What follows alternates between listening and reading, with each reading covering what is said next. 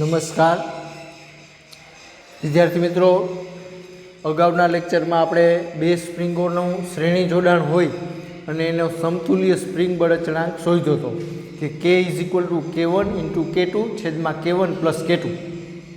એનાથી આપણે આગળ વધી હવે અહીંયા આપણે એવી વાત કરી છે, એમ દળ ધરાવતા પદાર્થને K1 અને K2 સ્પ્રિંગ બળ અચળાંક ધરાવતી બે સ્પ્રિંગોની વચ્ચે જોડી.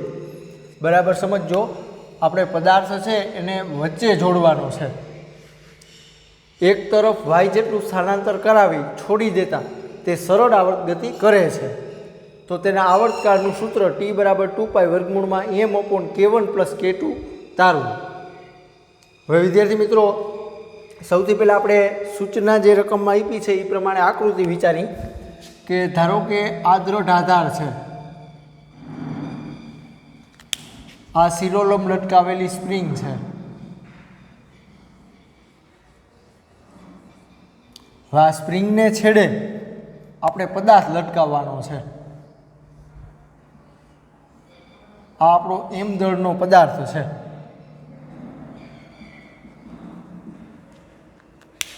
પછી આપણે પાછી બીજી સ્પ્રિંગ જોડવાની છે.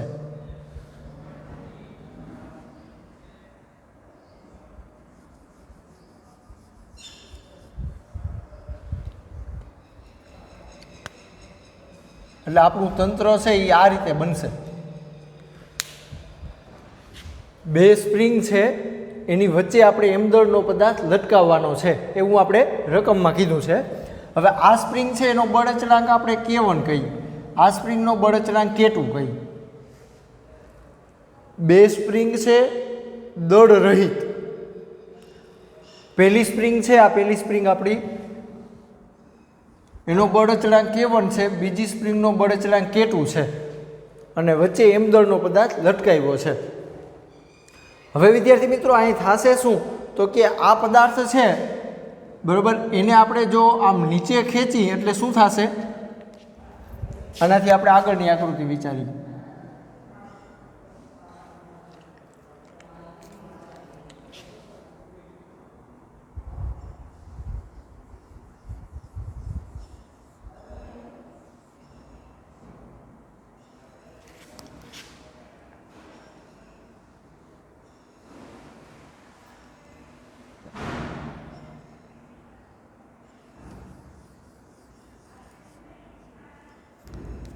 આવું થશે. જો વિદ્યાર્થી મિત્રો તમે જોઈ શકો કે આ જે આપણી પહેલી સ્પ્રિંગ હતી, આ પહેલી સ્પ્રિંગ એ હવે એની લંબાઈમાં y જેટલો વધારો થયો છે. જો તમે જોઈ શકો, આ પદાર્થને આપણે આમ નીચે ખેંચી તો પહેલી સ્પ્રિંગમાં y જેટલો લંબાઈમાં વધારો થાય છે. તો સામે આપણી આ બીજી સ્પ્રિંગ છે બરાબર, તમે જોઈ શકો આટલી મોટી હતી એ અહીં નાની થઈ ગઈ છે બરાબર. તો એનો અર્થ શું થયો કે એની લંબાઈમાં શું થશે, ઘટાડો થશે. તમે જોઈ શકો બરાબર, અહીંયા સ્પ્રિંગ જોશો તો આટલી થઈ ગઈ છે. જો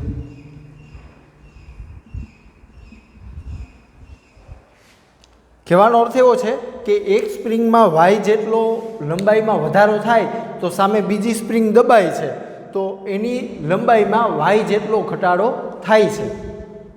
એક સ્પ્રિંગની લંબાઈમાં y જેટલો વધારો થાય છે તો સામે બીજી સ્પ્રિંગમાં y જેટલો લંબાઈમાં ઘટાડો થાય છે. એનાથી આપણે આગળ વધી તો વિદ્યાર્થી મિત્રો,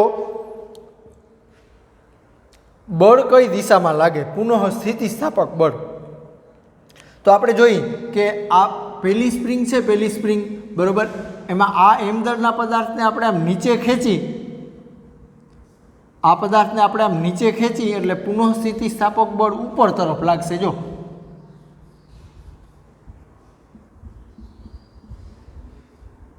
પુનઃ સ્થિતિસ્થાપક બળ છે એ ઉપર તરફ લાગશે પહેલી સ્પ્રિંગમાં બરાબર. બીજી સ્પ્રિંગમાં શું થશે તો કે આ બીજી સ્પ્રિંગ આમ દબાય છે. જો બીજી સ્પ્રિંગ આપણી આમ દબાય છે એટલે સ્પ્રિંગ પોતાની મૂળ સ્થિતિ આમ ધારણ કરવા પ્રયત્ન કરશે એટલે એમાં પણ પુનઃ સ્થિતિસ્થાપક બળ ઉપર તરફ લાગશે. વિદ્યાર્થી મિત્રો બરાબર સમજજો, બંને સ્પ્રિંગમાં ઉદ્ભવતું પુનઃ સ્થિતિસ્થાપક બળ છે એ એક સમાન દિશામાં છે, બરાબર. એટલે આપણી આ જે થિયરી છે એમાં સૌથી પહેલાં આપણે ચોખવટ કરવી પડે કે એક સ્પ્રિંગ છે એનો આપણો બળ અચળાંક છે સ્પ્રિંગ 1 એનો બળ અચળાંક K1 છે, સ્પ્રિંગ 2 છે એનો બળ અચળાંક K2 છે. બીજું શું તો કે એમ દળના પદાર્થને આપણે આમ નીચે ખેંચી તો એક સ્પ્રિંગમાં સ્પ્રિંગ 1ની લંબાઈમાં y જેટલો વધારો થાય ત્યારે સ્પ્રિંગ 2ની લંબાઈમાં y જેટલો ઘટાડો થાય. બરાબર સમજો. એક સ્પ્રિંગની લંબાઈમાં y જેટલો વધારો થયો છે તો બીજી સ્પ્રિંગમાં ની લંબાઈમાં y જેટલો ઘટાડો થાય છે. એનાથી આગળ બંને સ્પ્રિંગોમાં ઉદ્ભવતું પુનઃ સ્થિતિસ્થાપક બળ F એક સમાન દિશામાં છે. વિદ્યાર્થી મિત્રો, મેં હમણાં સમજાવ્યું કે આ પદાર્થને આપણે આમ નીચે ખેંચી એટલે આ સ્પ્રિંગ છે એ પોતાની મૂળ સ્થિતિ ધારણ કરવા ઉપર તરફ બળ લગાડશે, એટલે અહીંયા બળની દિશા ઉપર તરફ થઈ. બીજું, આ પદાર્થને આપણે આમ નીચે ખેંચો છે તો આ સ્પ્રિંગ આમ દબાણી છે તો એ પણ પોતાની મૂળ સ્થિતિ ધારણ કરવા ઉપર તરફ બળ લગાડશે, પુનઃ સ્થિતિસ્થાપક બળ. એટલે બંને બળો છે F1 અને F2 એની દિશા એક સમાન રહેશે. હવે પહેલી સ્પ્રિંગ માટે આપણે સૂત્ર લખવું હોય તો તમે આવું લખી શકો કે F1 બરાબર -K1y. બીજી સ્પ્રિંગ માટે સૂત્ર લખવું હોય તો F2 બરાબર -K2y. વિદ્યાર્થી મિત્રો, પુનઃ સ્થિતિસ્થાપક બળ છે એના તમે આ રીતે સૂત્રો લખી શકો, બરાબર. એટલે સ્પ્રિંગ 1 માં ઉદ્ભવતું પુનઃ સ્થિતિસ્થાપક બળ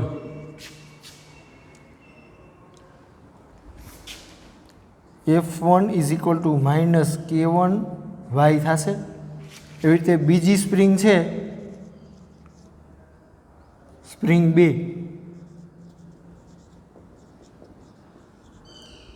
ઉદ્ભવતું પુનઃ સ્થિતિસ્થાપક બળ F2 બરાબર -K2y થશે.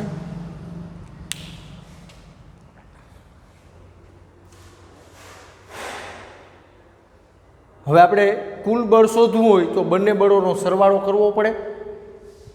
વિદ્યાર્થી મિત્રો, કુલ પુનઃ સ્થિતિસ્થાપક બળ શોધવું હોય તો આપણે આ બંને બળો છે, આ બંને બળો F1 અને F2 એનો આપણે સરવાળો કરવો પડે, કારણ કે દિશા બંનેમાં એક સમાન છે. પુનઃ સ્થિતિસ્થાપક બળની દિશા છે એ એક સમાન છે, એટલે બેયનો સરવાળો કરવો પડશે.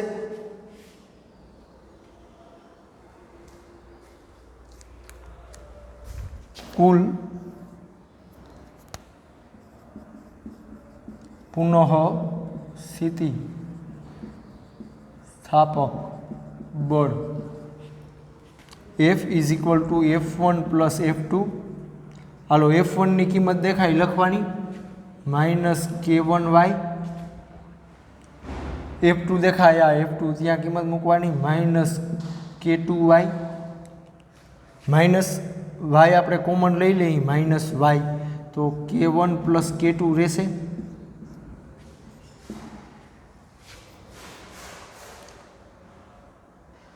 બરાબર. હવે આને તમે આમ પણ લખી શકો minus K1 plus K2 into Y. હવે આપણે પુનઃ સ્થિતિસ્થાપક બળનું સૂત્ર જાણીશું કે F is equal to minus કે વાય. તો આ બે સમીકરણ આપણે સરખાવવાના.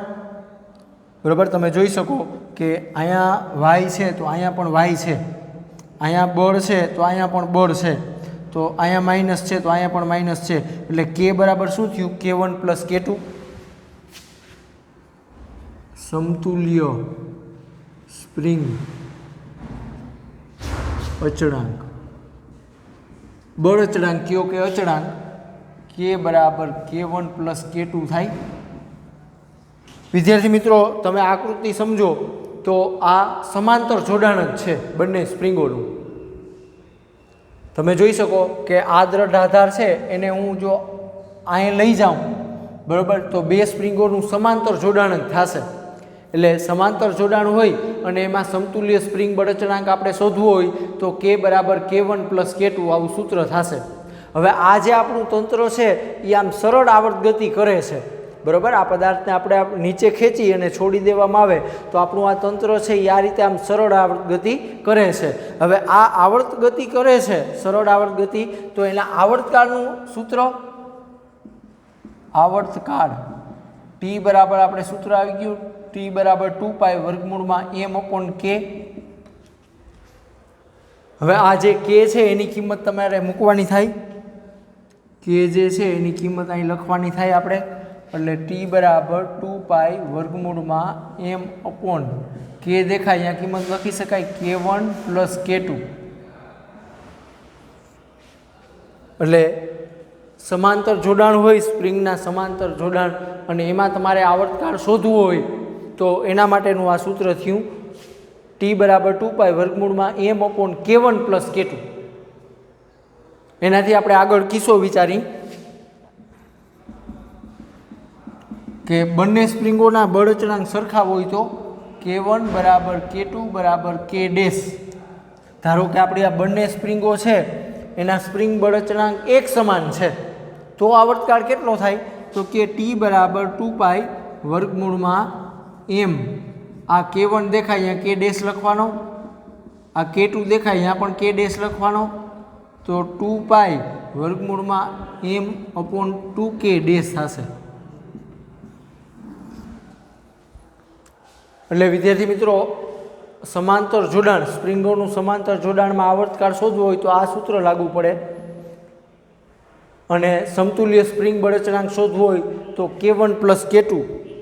બરાબર. બે બળ અચળાંકો છે, સ્પ્રિંગ બળ અચળાંકો, એનો આપણે સરવાળો કરી નાખવાનો એટલે તમને સમતુલ્ય સ્પ્રિંગ બળ અચળાંક મળે.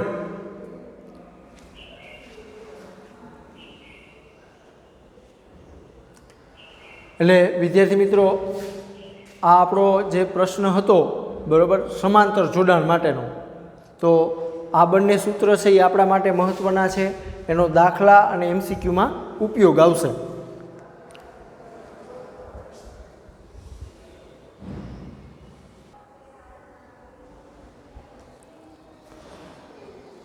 વિદ્યાર્થી મિત્રો, આપણે એનાથી આગળ વધી. હવે આપણો પ્રશ્ન એવો છે, K1 અને K2 બળ અચળાંક ધરાવતી બે સ્પ્રિંગોને સમાંતરમાં જોડી. જો આપણે બંને સ્પ્રિંગો છે એનું જોડાણ સમાંતર કરવાનું છે, તેમની સાથે m દર ધરાવતો પદાર્થ લટકાવી દોલનો કરાવતા તેમના આવર્તકાળનું સૂત્ર T બરાબર 2π વર્ગમૂળમાં m/K1 પ્લસ K2 તારવું. એટલે હમણાં જે સૂત્ર તાર્યું એ જ રીતનું આપણે પાછું સૂત્ર તારવવાનું છે. અહીંયા પણ સ્પ્રિંગોનું સમાંતર જોડાણ છે. વિદ્યાર્થી મિત્રો, સૌથી પહેલાં આપણે આકૃતિ વિચારી કે આ ધારો કે દ્રઢ આધાર છે. હવે આ આપણો દ્રઢ આધાર છે, આપણે બે સ્પ્રિંગો લટકાવવાની છે.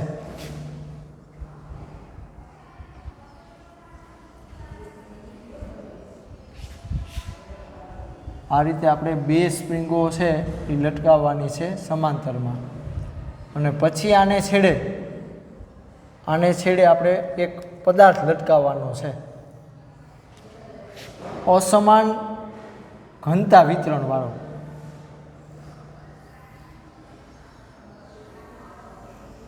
असमान घनता होय एवो आपणे आ पदार्थ लटकावવાનો છે m દળનો। હવે આ પહેલી સ્પ્રિંગ છે બરાબર, એનો સ્પ્રિંગ બળ અચળાંક K1 કહીએ, આ બીજી સ્પ્રિંગ છે એનો બળ અચળાંક K2 કહીએ। હવે અહીં થશે શું તો કે આ જે બંને સ્પ્રિંગો છે, બંને સ્પ્રિંગો એના ઉપર આપણો આ પદાર્થ નીચે તરફ વજન બળ લગાડશે। પછી શું કરવાનું તો કે આ હિમદળનો પદાર્થ છે એને આપણે બળપૂર્વક નીચે ખેંચી અને છોડી દેવામાં આવે તો આપણું આ તંત્ર આ રીતે આમ દોલનો કરશે, આ રીતે સરળ આવર્ત ગતિ કરશે। હવે આ જે સરળ આવર્ત ગતિ થાય એના આવર્તકાળનું આપણે સૂત્ર તારવવાનું છે બરાબર। આપણી સ્પ્રિંગ 1 છે, સ્પ્રિંગ 1 એનો સ્પ્રિંગ અચળાંક K1 છે, બીજી સ્પ્રિંગ છે એનો સ્પ્રિંગ અચળાંક K2 છે। હવે આપણો જે આ પદાર્થ છે એ અસમાન ઘનતા વિતરણ વાળો પદાર્થ છે બરાબર। એટલે અહીંયા થશે શું તો કે બંને સ્પ્રિંગો છે, બંને સ્પ્રિંગો એની લંબાઈમાં એક સમાન વધારો થશે। ટૂંકમાં આ સ્પ્રિંગની લંબાઈમાં y જેટલો વધારો થયો હશે તો આ સ્પ્રિંગની લંબાઈમાં પણ y જેટલો વધારો થયો હશે, પણ પુનઃસ્થિતિસ્થાપક બળ છે બંને સ્પ્રિંગોમાં ઉદ્ભવતું પુનઃસ્થિતિસ્થાપક બળ છે એ અલગ અલગ હશે। શું કામ તો એનું કારણ છે કે એના સ્પ્રિંગ બળ અચળાંક બેયના અલગ અલગ છે બરાબર। તમે જોઈ શકો કે આ જે સ્પ્રિંગ છે એના માટે આપણે પુનઃસ્થિતિસ્થાપક બળ લખવું હોય તો F1 બરાબર -K1y થશે। આ સ્પ્રિંગ માટે લખવું હોય તો F2 બરાબર -K2y થશે। જો આ બંને સ્પ્રિંગો છે, બંને સ્પ્રિંગો એની લંબાઈમાં એક સમાન વધારો થશે બરાબર। તો સામે આ પુનઃસ્થિતિસ્થાપક બળ અહીંયા K1 છે, જો આ સ્પ્રિંગનો બળ અચળાંક K1 છે, આ સ્પ્રિંગનો બળ અચળાંક K2 છે, એટલે બળો છે એ પાછા જુદા જુદા લાગશે। ખાસ સમજો, બંને સ્પ્રિંગની લંબાઈમાં જે ફેરફાર થાય એ એક સમાન હશે, પણ બંને બળો છે એ પાછા જુદા જુદા હશે।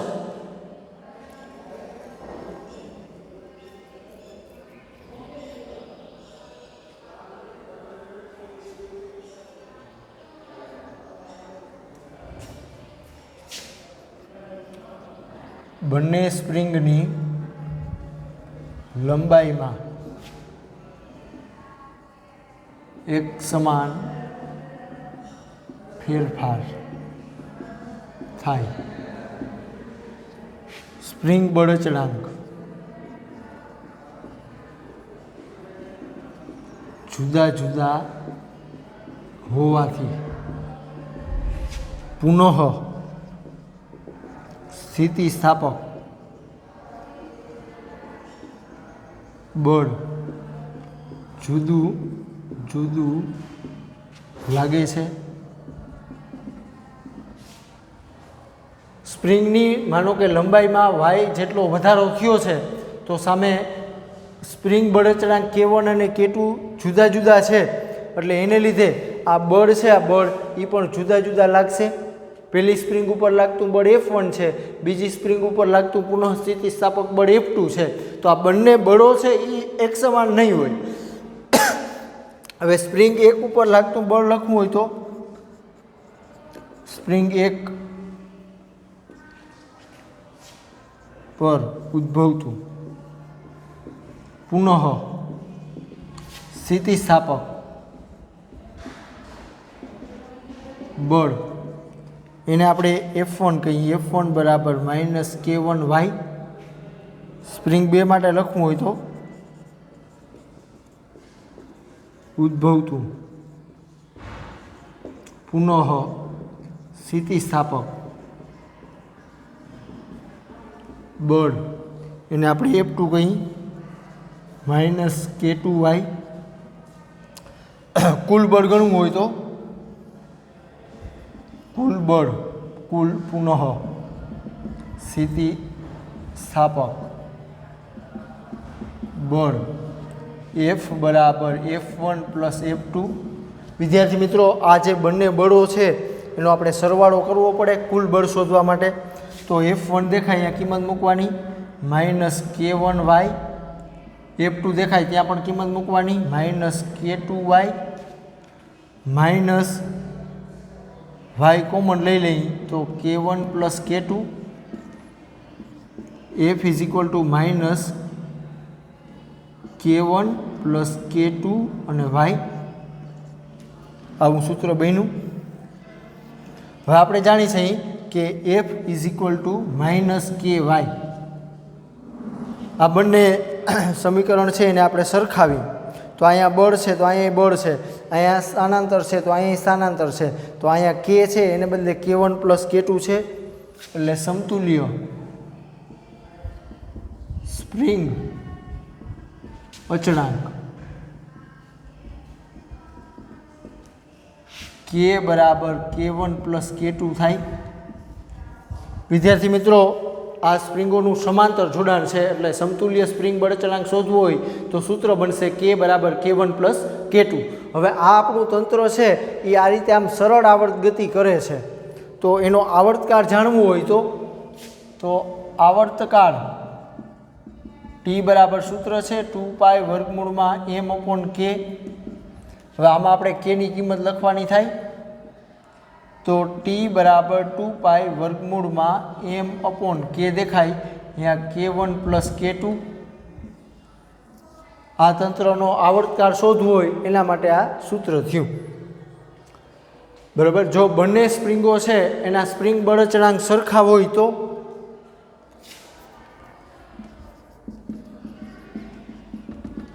સ્પ્રિંગ બળ અચળાંક જો સરખા હોય K1 બરાબર K2 બરાબર K ડેશ તો શું થાય T બરાબર 2π વર્ગમૂળમાં m/k dash plus K dash એટલે 2π વર્ગમૂળમાં m/2k ડેશ, તો આવું સૂત્ર બનશે। જો બંને સ્પ્રિંગો છે એના સ્પ્રિંગ બળ અચળાંક એક સમાન હોય તો આવર્તકાળનું આવું સૂત્ર બનશે। એટલે વિદ્યાર્થી મિત્રો આજના લેક્ચરમાં આપણે 3 પ્રશ્નો શીખ્યા, બરાબર। એ તમારે હોમવર્કમાં રહેશે અને આજે આવર્તકાળ અને સમતુલ્ય સ્પ્રિંગ બળ અચળાંક K, આવર્તકાળ T અને સમતુલ્ય સ્પ્રિંગ બળ અચળાંક K, આના સૂત્રનો ઉપયોગ MCQ અને દાખલામાં થશે, એટલે એ તમારે યાદ રાખવાના છે સૂત્રો, એનો તમારે દાખલા અને MCQમાં ઉપયોગ આવશે અને ખૂબ જ મહત્ત્વના એ સૂત્ર છે।